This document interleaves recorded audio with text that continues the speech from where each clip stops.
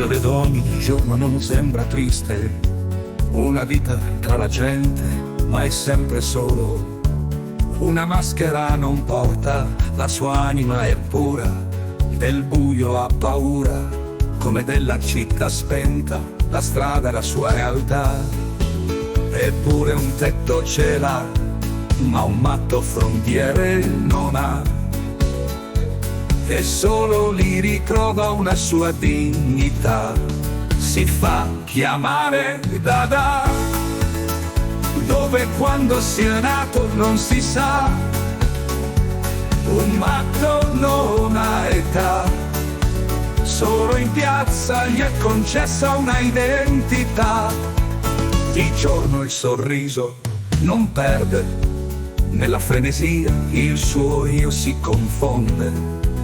Di notte la quiete nudo lo sorprende, e da lucide lacrime spesso cede. Della famiglia non ne vuole sapere, senza catene intende vivere. Il suo ruolo in piazza non vuole perdere, almeno lì ha qualcosa in cui credere. Si fa chiamare Dada, dove quando sia nato non si sa. Un matto non ha età, solo in piazza gli è concessa una identità.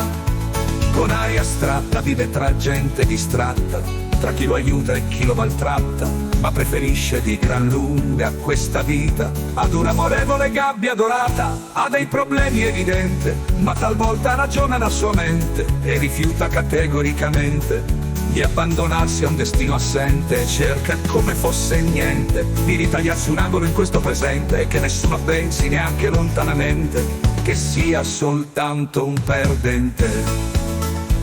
Si fa chiamare Dada, dove quando sia nato non si sa. Un matto non ha età, solo in piazza gli è concessa una identità.